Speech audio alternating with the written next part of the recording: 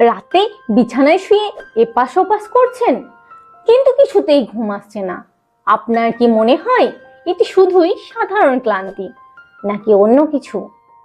National institute of হেলথের একটি গবেষণাপত্র অনুযায়ী চিকিৎসা বিজ্ঞানের ভাষায় আপনি যখন নিজেই বুঝতে পারেন এবং জানান যে আপনার ঘুমাতে ভীষণ অসুবিধা হচ্ছে, ঠিক সেটাকেই বলা হয় ইনসোমেনিয়া।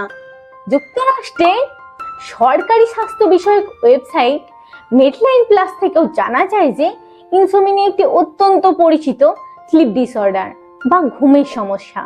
চলুন আজ আমরা জেনে নিই ইনসোমেনিয়ার লক্ষণ কেন হয়, কাদের বেশি হয়, আর হলে এর ন্যাচারাল উপায় কি। আপনাদের বোঝার সুবিধার জন্য আমি ভিডিও জুড়ে বিভিন্ন নির্ভরযোগ্য এবং বিশ্বস্ত সোর্সের রেফারেন্স দিতে থাকবো। ইনসোমেনিয়ার লক্ষণগুলো কি কি? এখন প্রশ্ন হলো, আপনি বুঝবেন কিভাবে যে আপনার ইনসোমেনিয়া হয়েছে? বিশ্বখ্যাত স্বাস্থ্য সংস্থা মায়ো ক্লিনিকের একটি মতে ইনসোমেনিয়ার বেশ কয়েকটি সুনির্দিষ্ট লক্ষণ রয়েছে। লক্ষণগুলো হলো রাতে ঘুম আসতে অনেক কষ্ট বা সমস্যা হওয়া, মাঝরাতে বারবার ঘুম ভেঙে যাওয়া, সকালে খুব তাড়াতাড়ি ঘুম ভেঙে যাওয়া। তবে ইনসোমেনিয়ার প্রভাব শুধু রাতেই সীমাবদ্ধ থাকে না।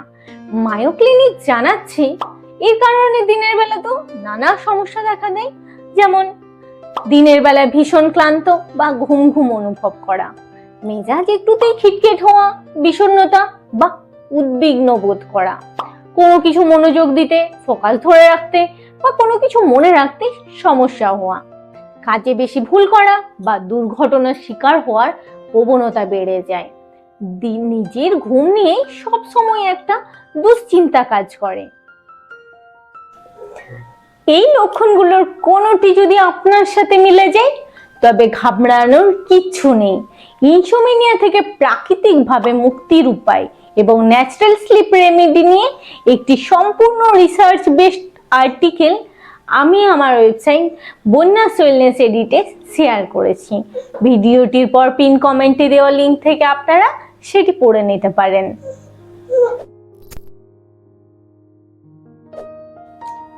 এবার জানবো কেন এমন হয়। ইনসোমেনিয়া মূলত দুই ধরনের হয়, অ্যাকিউট বা স্বল্পস্থায়ী এবং ক্রনিক বা দীর্ঘস্থায়ী। হঠাৎ করে অফিসের কাজের চাপ, পরীক্ষার চিন্তা বা স্ট্রেস থেকে কয়েকদিন ঘুম না এলে সেটা স্বাভাবিক, কিন্তু এই সমস্যা যদি সপ্তাহে অন্তত 3 দিন করে টানা 3 মাস চলতে থাকে তবে সেটি ক্রনিক ইনসোমেনিয়া। এর পেছনে মূলত মানসিক চাপ, লাইফস্টাইলের কিছু বাজে অভ্যাস, যেমন ঘুমানোর আগে অতিরিক্ত ফোন ঘাঁটা বা অতিরিক্ত চা কফি খাওয়া, এবং শারীরিক কিছু সমস্যা দায়ী থাকতে পারে। কাদের এই ইনসোমেনিয়া বা অনিদ্রা হওয়ার ঝুঁকি সবচেয়ে বেশি? সবারই মাঝে মাঝে 2-1 রাত ঘুম না আসার কারণ বা সমস্যা হতেই পারে, কিন্তু কাদের এই ইনসোমেনিয়া বা অনিদ্রা হওয়ার ঝুঁকি সবচেয়ে বেশি? বিশ্বখ্যাত স্বাস্থ্য সংস্থা মায়ো ক্লিনিকের মতে ইনসোমেনিয়ার ঝুঁকি বাড়ার পেছনে কয়েকটি নির্দিষ্ট কারণ রয়েছে। চলুন সেগুলো জেনে নিই। প্রথমত, আপনি যদি একজন নারী হন, মেনস্ট্রুয়াল সাইকেল এবং মেনোপজের সময় হরমোনের পরিবর্তনের কারণে ইনসোমেনিয়া হতে পারে। মেনোপজের সময় রাতের বেলা ঘাম বা হট ফ্ল্যাশের কারণে প্রায়ই ঘুম ব্যাহত হয়। তাছাড়া গর্ভাবস্থায় ইনসোমেনিয়া হওয়া খুব সাধারণ একটি ব্যাপার। দ্বিতীয়ত, আপনার বয়স যদি 60 বছরের বেশি হয়, বয়স বাড়ার সাথে সাথে ঘুমের ধরন এবং স্বাস্থ্যে পরিবর্তন আসে, তাই আপনার ইনসোমেনিয়া হওয়ার সম্ভাবনা অনেকখানি বেড়ে যায়। তৃতীয়ত, শারীরিক বা মানসিক অবস্থা। আপনার যদি কোনো মানসিক বা শারীরিক স্বাস্থ্য সমস্যা থাকে তাহলে আপনার ইনসোমেনিয়া হতে পারে। এমন অনেক ইস্যু রয়েছে যা আপনার মানসিক বা শারীরিক স্বাস্থ্যকে প্রভাবিত করে ঘুমের ব্যাঘাত ঘটাতে পারে। চতুর্থত, মানসিক চাপ বা স্ট্রেস। আপনি যদি অনেক বেশি মানসিক চাপের মধ্যে থাকেন তবে আপনার ঘুমের সমস্যা হতে পারে।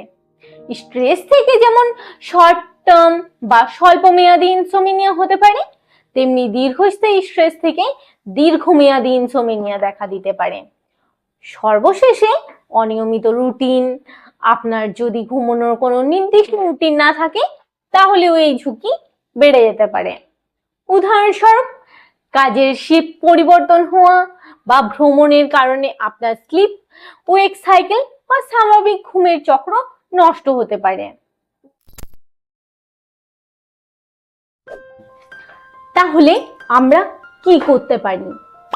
ইনসোমেনিয়া দূর করতে হলে সবার আগে স্লিপ হাইজিন বা ঘুমের ভালো পরিবেশ তৈরি করতে হবে। প্রতিদিন একই সময়ে ঘুমাতে যাওয়া, শোবার ঘর অন্ধকার ও শান্ত রাখা এবং ঘুমানোর অন্তত 1 ঘন্টা আগে মোবাইল ফোন দূরে সরিয়ে রাখা। এই ছোট অভ্যাসগুলো জাদুর মতো কাজ করে। আমি আমার অন্য ভিডিওগুলোতে এই নিয়ে আলোচনা করেছি, চাইলে দেখে আসতে পারেন। তবে সমস্যা যদি নিয়ন্ত্রণের বাইরে চলে যায় তবে চিকিৎসকের পরামর্শ অনুযায়ী সিবিটি বা ওষুধ নেওয়ার প্রয়োজন হতে পারে। মনে রাখবেন, আমি কোনো চিকিৎসক নই। আমার নিজের অভিজ্ঞতা এবং বিশ্বস্ত মেডিকেল সোর্স থেকে পাওয়া তথ্যগুলোই কেবল আপনাদের জানার সুবিধার্থে শেয়ার করেছি। আপনার সমস্যাটি যদি দীর্ঘস্থায়ী হয় তবে অবশ্যই একজন বিশেষজ্ঞ ডাক্তারের পরামর্শ নিন।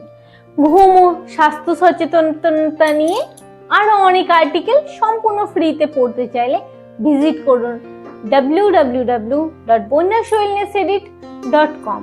গুগলে বন্যাস ওয়েলনেস এডিট লিখেও সার্চ করতে পারেন। আজকের ভিডিওটি যদি আপনাদের কোনো উপকারে লাগে তাহলে ভিডিওটিতে একটি লাইক করুন এবং সাবস্ক্রাইব করে পাশে থাকুন। কমেন্টে লিখে জানান আপনার কি রাতে সহজে ঘুম আসতে চায় না। ভালো থাকবেন, সুস্থ থাকবেন।